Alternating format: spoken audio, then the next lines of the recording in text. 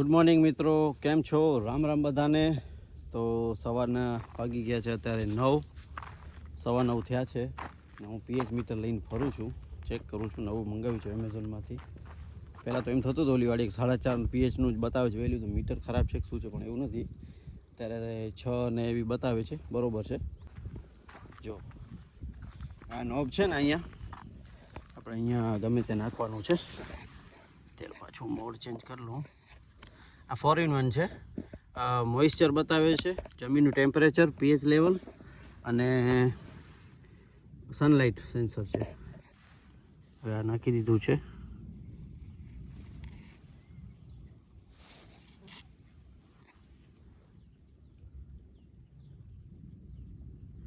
ત્યારે છે ને અહીંયા 5.9 પીએચ છે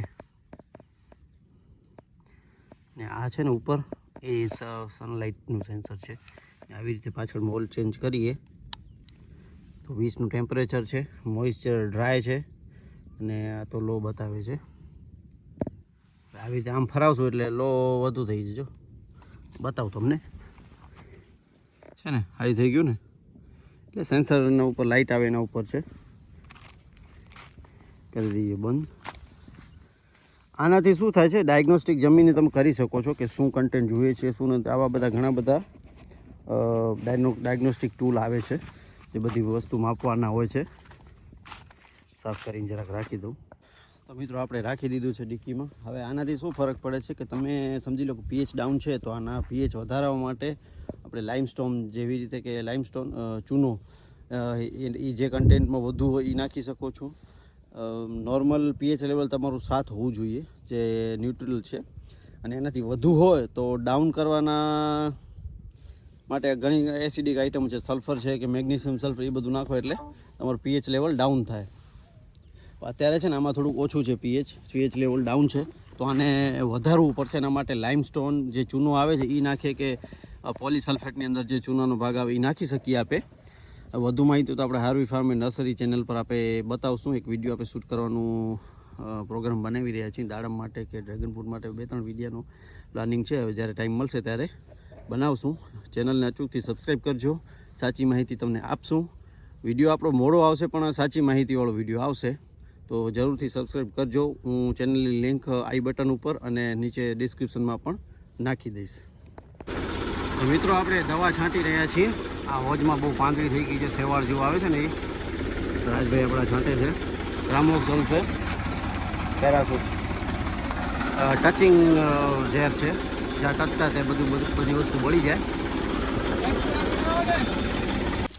તો મિત્રો આપણે આગ લગાડી દીધી છે, બધું બળીને ઓલું થઈ જશે, કારણ કે અહીંયાથી છે ને હવે ટ્રેક્ટર જતું નથી. પાછું છે ઓપન ટાંકી છે ને એટલે દવા બધી ઢોળાઈ જાય છે. ત્યાં ઢોળાઈ ગઈ છે. અરે આપણે રાજભાઈ હેલો કહી દો. હેલો. આ ધીમે ધીમે પવન આમ છે ને એટલે બધું સળગી જશે. બહુ તાપ આવે છે અહીંયા.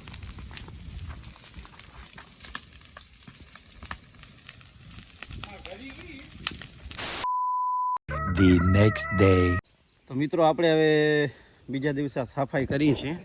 અહીંયા છે ને બધું વાઢીને ઓલું કરી નાખ્યું છે. એટલે સુધી હતું આટલું સાફ કરી લીધું. થોડુંક રહ્યું છે, થોડીક વાર રાજભાઈ કર્યો, થોડીક વાર હું કરી લઉં સફાઈ. રાજભાઈ આપણા ડોન વળી પાછા આવી રહ્યા છે. એનામાં શું છે, ફોર્સ બહુ છે ને, એક ઘામાં બધું તોડી નાખે છે. આ ઘાસ છે ને બધું બહુ છે, ડાબલિયાળ કહેવાય છે દેશી ભાષામાં. હવે મિત્રો આટલું બધું સફાઈ કરી દીધું છે, ક્યાં થંભલા સુધી પહોંચી ગયા છે.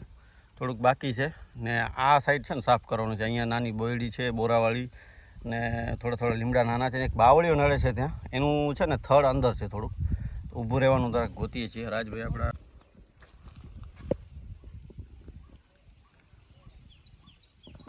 તો મિત્રો આપણે જઈએ છીએ સામત્રા. આપણા એક ભાઈ છે અને વાડી ડ્રેગન ફ્રૂટનું કટિંગ ચાલુ છે, તો એ કટિંગ આપણે લેવાની છે, રોપા બનાવવા, મતલબ આપણે વાવવાના છે એટલા માટે. તો હવે રસ્તો અમે નેસલપુરનો ડાયરેક્ટ વળવાથી બન્યો છે, પણ આ રસ્તો અમે ભૂલી ગયા છીએ.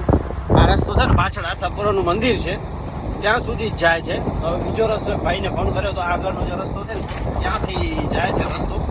જોઈએ ત્યાં છે, કેવી રીતે છે, ચાલો બતાવી દઉં રસ્તો. તો મિત્રો આ રસ્તો છે, ભાઈએ કીધું એ પ્રમાણે. આ નથી, ઓલો આગલો હોય. અચ્છા, આ પણ નથી, હજી આગળ છે એક રસ્તો. મિત્રો દુનિયામાં રોગા રસ્તા પડ્યા છે. જુઓ તો ખરા તમે. અચ્છા આવો આગળનો છે, આ સેમ ટુ સેમ છે. આ મોટો રસ્તો છે. આશાપુરા માનું મંદિર અહીંયાથી જવાય છે. જઈએ આપણે, ચલો. કેવી રીતે છે, શું છે બધું આજે એક્સપ્લોર કરીએ. નવો રસ્તો કેવી રીતે શું થાય છે. ભગવાન જ્યાં જશે ત્યાં ભેટતું પહોંચશું ને આપણે. ચાલો. તો મિત્રો આ રસ્તો આ જ છે. આઈ થિંક આગળ જઈએ ત્યારે ખબર પડે. ડામર આગળ છે ને અડધો થઈ ગયો છે, બીજો થોડોક બાકી છે. અહીંયા છે ને સબસ્ટેશન આવે છે આપણે સુઝલોનનું વચ્ચે. બતાવીશ તમને ક્યાં આવે છે. એ બહુ મોટું છે સબસ્ટેશન. આવું હોય રૂમ બતાવું તમને ઝૂમ કરીને. આગળ જઈએ ત્યારે બતાવું. રસ્તો ખરાબ છે મિત્રો. આ રહ્યું સબસ્ટેશન. તમને થાંભલા દેખાશે અહીંયાથી.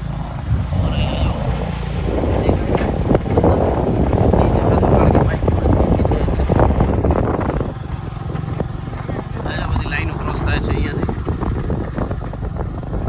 લાઈનો છે. પવન ચક્કીઓ કેટલી બધી છે. જેટલી સુઝલોનની સામે દેખાય છે સુઝલોનની, એ બધાનો પાવર અહીંયા ભેગો થાય છે ને અહીંયાથી પાછળ ડિસ્ટ્રીબ્યુટ થાય છે. રાત્રે આવીને ત્યારે બહુ સ્ટેડિયમ જેવી લાઈટો થતી હોય છે.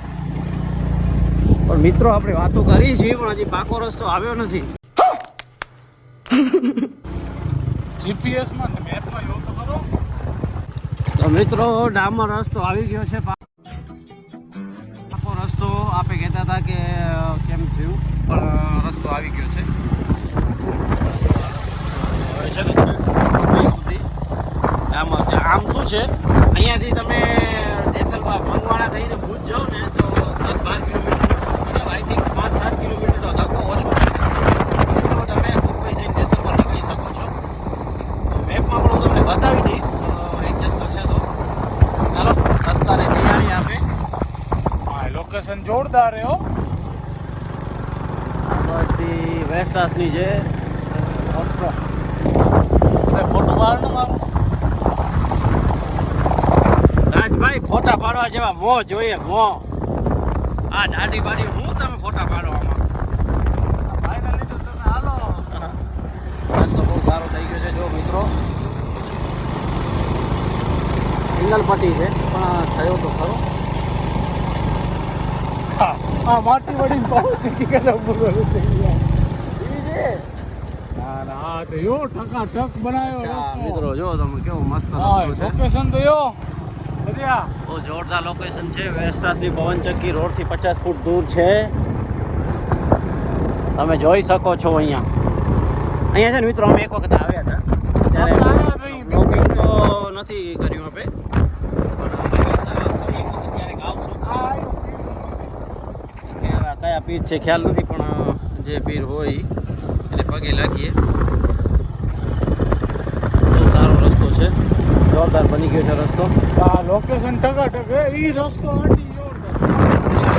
કોઈ પ્રોડ્યુસર ગોતતા હોય સારું લોકેશન ફાઇટ સીન માટે કે કોઈ સ્મગલિંગ સીન માટે તો અહીંયા લોકેશન અમે સજેસ્ટ કરશું.